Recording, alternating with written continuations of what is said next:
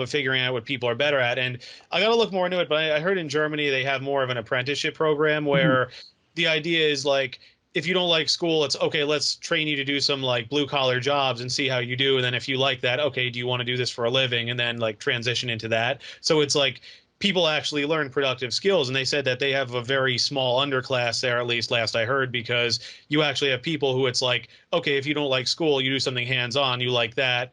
You do that. If you don't like that specific job, try something else. And it's like it's sort of directing you towards potential avenues. Whereas I think the issue in this country especially is that so many people look down on the trades as like this is dirty work or whatever, but it's like, I mean, you know, good plumbers make six figures a year, like, 100 something K. I mean, master cabinet makers, if you get that good, they make a lot of money. It's like, it's just, it was seen as like these are dirty, grimy jobs. You have to go to college. That's what smart people do. But then it's like, again, we just have the whole situation that we described. So, yeah. Yeah, and that's one thing that I see a lot of people on the political left who are more about like free everything.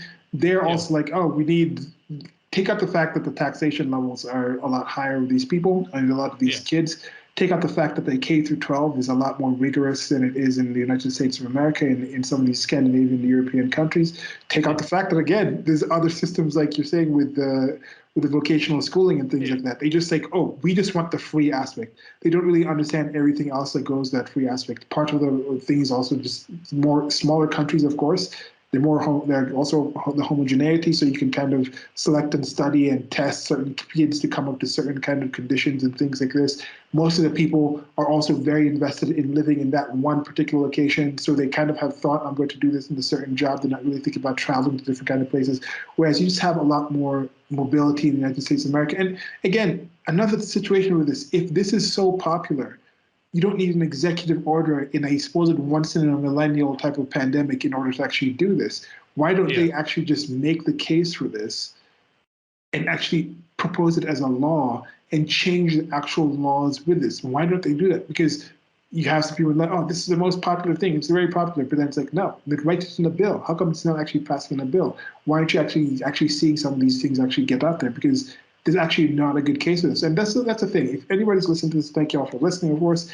Let me know if you've heard of a good argument for why all student loans should be forgiven or why it should be tuition free made for. I haven't really found any actually good arguments for those things. No, because the thing is, I say all this stuff, and the argument I get from lefties is always like, "Oh, I think everyone should have the chance." But I'm like, okay, but you understand that's why this was started. It just led to the situation we have now. Mhm. It's like, I mean, that's not my Yeah, opinion. That's what happened. It's like, because if it's like, someone's well, arguing, like yeah, if someone right now is arguing 10,000 is good, or instead of 10,000, maybe we should go to like the middle group, which is the most. Let's yeah, make it 20,000, like 25,000, because they said okay, it's a different chart here from some other place I found. Okay, it says 12 million people are around 12 million people, 10,000, 25,000.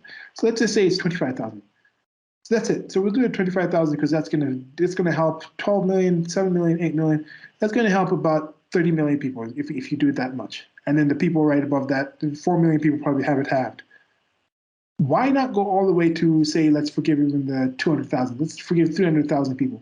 Why don't we get a situation where instead of the 300,000, let's just send 300,000 to every single family that's been to school. So the people who yeah, paid, why don't you just put it as a tax break instead? So $300,000 tax break forgiveness for the next 50 years until everybody who's graduated in the last couple of 50 years gets their money back for that kind of stuff. Why don't people go to that amount? Why do they limit it to $10,000? Why do they limit it to 25,000? It's the same question I ask with minimum wage.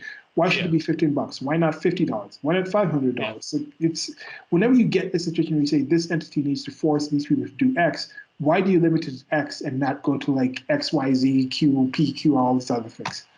Well, what's funny too is they mock us for saying like, why not $50 an hour? Why not 100? And they're like, well, at some point it should reasonably stop. But I'm like, but how is that unreasonable? Because I'm like, you can live off a little bit of money. I mean, I came here, I was making close to minimum wage. I live in this tiny room, I was eating pizza and fried chicken. Like, you can get by on a little bit, but then their argument would be something like, well, people should be able to live at a certain quality of life. But it's like, why are people entitled to a certain quality of life? And then that just raises that whole question. Then it's like, if we're talking about survival, fine. But if it's, oh, I want a certain standard of living that other people should pay for, it's like, what's the case for that? Yeah.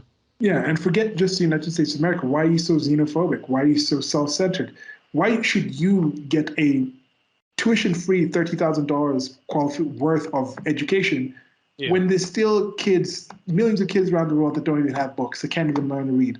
Shouldn't you just work with $5,000 so that rest of the money can be sent all over the world to make sure everybody can read? Because if your post grad education is something that's valuable, then shouldn't school for every single kid in the world be more valuable? Make every single kid literate in the world before you need to take a master's, before you need to take a graduate course or a bachelor's.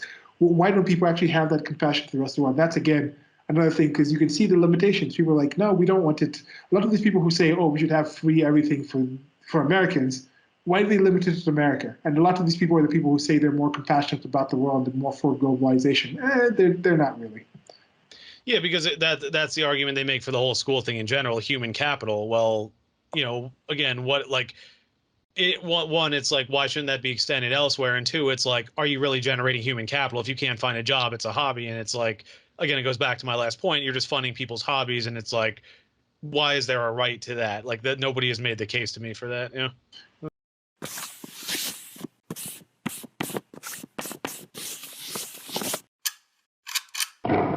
Thank you for listening. This has been a clip from an actual longer recording that I'll try to leave a link to on the screen or somewhere around here where you're listening to this.